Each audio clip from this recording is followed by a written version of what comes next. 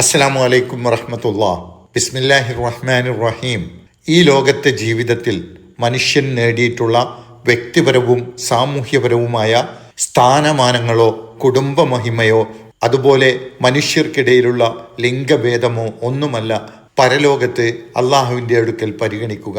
മറിച്ച് ആരാണ് ഏറ്റവും നന്നായി അള്ളാഹുവിൻ്റെ വിധിവിലക്കുകൾ പാലിച്ചുകൊണ്ട് ജീവിച്ചത് എന്നാണ് അവിടെ പരിഗണിക്കപ്പെടുക. അതായത് അള്ളാഹുവിൻ്റെ പ്രീതി ഉദ്ദേശിച്ചുകൊണ്ട് സൽക്കർമ്മങ്ങൾ ചെയ്യുന്നതിലൂടെ മാത്രമേ അള്ളാഹുവിൻ്റെ അടുക്കൽ സ്വീകാര്യത ലഭിക്കുകയുള്ളൂ എന്നത് അള്ളാഹു മനുഷ്യരെ ഖുർആനിലൂടെ അടിക്കടി ഉത്ബോധിപ്പിച്ചു കൊണ്ടിരിക്കുന്ന വളരെ അടിസ്ഥാനപരമായ കാര്യമാണ്.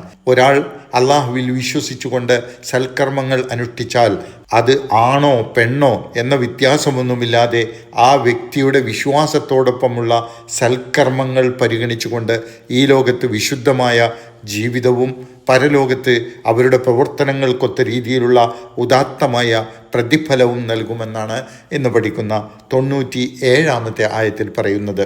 മൻ അമില സ്വാലിഹൻ, ഒരാൾ സൽക്കർമ്മം ചെയ്താൽ, മിൻ ദക്കരിൻ ഔ ഉൻസ, അത് ആണാവട്ടെ പെണ്ണാവട്ടെ, വഹുവ മുഅ്മിനുൻ, അയാൾ സത്യവിശ്വാസിയായിക്കൊണ്ട്, ഒരാൾ ആണാവട്ടെ പെണ്ണാവട്ടെ സത്യവിശ്വാസിയായിക്കൊണ്ട് സൽക്കർമ്മം ആചരിക്കുന്നു എങ്കിൽ ഫലനുഹ്യിയന്നഹു, നാം ആ വ്യക്തിയെ ജീവിപ്പിക്കും, ഹയാത്തൻ ത്വയ്യിബ, നല്ലൊരു ജീവിതം, നാം ആ വ്യക്തിക്ക് നല്ല ഒരു ജീവിതം പ്രദാനം ചെയ്യും.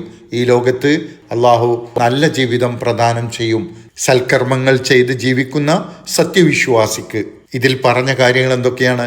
ഒന്ന്, സൽക്കർമ്മം ചെയ്യുന്നതിലൂടെ മാത്രമാണ് ഒരാൾ ഉത്കൃഷ്ടനാവുന്നത്. രണ്ട്, സൽക്കർമ്മം പ്രവർത്തിച്ചാൽ മാത്രം പോരാ, അയാൾക്ക് അള്ളാഹുവിലുള്ള വിശ്വാസം കൂടി ഉണ്ടായിരിക്കണം. എന്ന് പറഞ്ഞാൽ അള്ളാഹുവിൻ്റെ അടുക്കൽ നിന്നുള്ള പ്രതിഫലം ആഗ്രഹിച്ചുകൊണ്ട് അതിൽ വിശ്വസിച്ചുകൊണ്ട് സൽക്കർമ്മം ചെയ്യുക. അല്ലദീന ആമനു വഅമിലു സ്വാലിഹാത്തി, സത്യവിശ്വാസം സ്വീകരിച്ച് സൽക്കർമ്മം ചെയ്യുന്നവർ എന്നാണല്ലോ ഖുർആനിൽ അള്ളാഹു തൃപ്തിപ്പെടുന്ന ആളുകളെക്കുറിച്ച് നിരന്തരം പറഞ്ഞുകൊണ്ടിരിക്കുന്നത്. മൂന്ന്, മനുഷ്യരെന്ന പരിഗണനയിൽ അള്ളാഹുവിൻ്റെ അടുക്കൽ ആണോ പെണ്ണോ എന്ന വ്യത്യാസമില്ല, എല്ലാവരും തുല്യരാണ്. അള്ളാഹുവിൻ്റെ തൃപ്തിക്ക് മാനദണ്ഡം സത്യവിശ്വാസത്തോടു കൂടിയുള്ള സൽക്കർമ്മം മാത്രമാണ്, അത് ആണ് ചെയ്താലും പെണ്ണ് ചെയ്താലും. 4, സത്യവിശ്വാസവും സൽക്കർമ്മവും സ്ത്രീയും പുരുഷനും ഒരുപോലെ നിർവഹിക്കേണ്ട ബാധ്യതയാണ്. എന്ന് പറഞ്ഞാൽ പുരുഷൻ ചെയ്യേണ്ട ഇസ്ലാമിൻ്റെ മൗലികമായ വിശ്വാസകാര്യങ്ങളും കർമ്മങ്ങളും സ്ത്രീക്കും അതുപോലെ ബാധകമാണ്.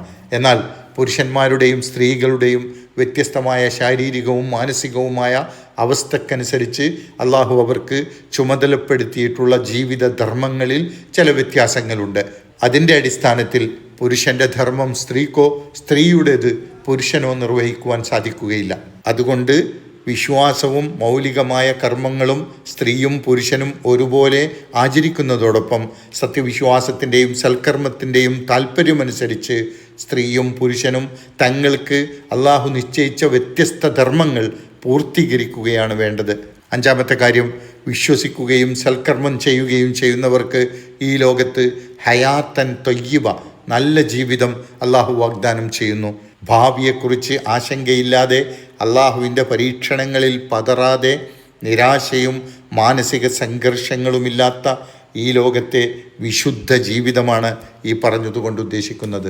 ആത്മീയവും ഭൗതികവുമായ വിശുദ്ധ ജീവിതം, ദുർവൃത്തികളിൽ നിന്നും അന്ധവിശ്വാസങ്ങളിൽ നിന്നും അത്യാഗ്രഹങ്ങളിൽ നിന്നും മുക്തമായ സംതൃപ്തിയും സമാധാനവുമുള്ള വിശുദ്ധ ജീവിതം, ഉള്ളതുകൊണ്ട് തൃപ്തിപ്പെടുന്ന സംതൃപ്തിയുടെ ഖനാഅത്തിൻ്റെ ജീവിതം, വലിയ വിലപിടിപ്പുള്ള ഭൗതികമായ സൗഭാഗ്യങ്ങൾ ഉണ്ടായിട്ടും മനസമാധാനവും സംതൃപ്തിയുമില്ലാതെ മനസ്സംഘർഷത്തിൻ്റെ ജീവിതം നയിക്കുന്ന ഈമാനില്ലാത്ത മനുഷ്യരിൽ നിന്നും വ്യത്യസ്തമായി അള്ളാഹു വിശുദ്ധ ജീവിതം വാഗ്ദാനം ചെയ്ത ഈ സത്യവിശ്വാസികൾ സമാധാനവും സംതൃപ്തിയും നിറഞ്ഞ സആദത്തിൻ്റെ ജീവിതം നയിക്കുന്നവരായിരിക്കും.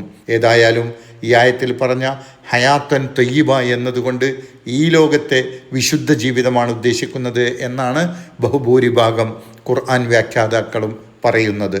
തുടർന്ന് ആയത്ത് അവസാനിപ്പിക്കുന്നത് അന്ത്യനാളിലെ പ്രതിഫലം കൂടി വാഗ്ദാനം ചെയ്തുകൊണ്ടാണ്. വലനജ്സിയന്നഹും അജ്റഹും, നാം അവർക്ക് അവരുടെ പ്രതിഫലം നൽകുക തന്നെ ചെയ്യും. ബി അഹ്സനി മാ കാനൂ യഅമലൂൻ, ഏറ്റവും നന്നായി അവർ പ്രവർത്തിച്ചു കൊണ്ടിരുന്നതിനനുസരിച്ച്. കഴിഞ്ഞ ആയത്ത് അവസാനിപ്പിച്ച അതേ വാചകം, അതേ വാക്യം തന്നെയാണ് ഇത്. ചെറിയ വ്യത്യാസമേ ഉള്ളൂ. സത്യവിശ്വാസം സ്വീകരിച്ച് സൽക്കർമ്മങ്ങൾ ആചരിച്ച് ജീവിക്കുക എന്നത് എളുപ്പമല്ല എന്ന് നാം ഒക്കെ അറിയുകയും അനുഭവിക്കുകയും ചെയ്യുന്ന കാര്യമാണ്.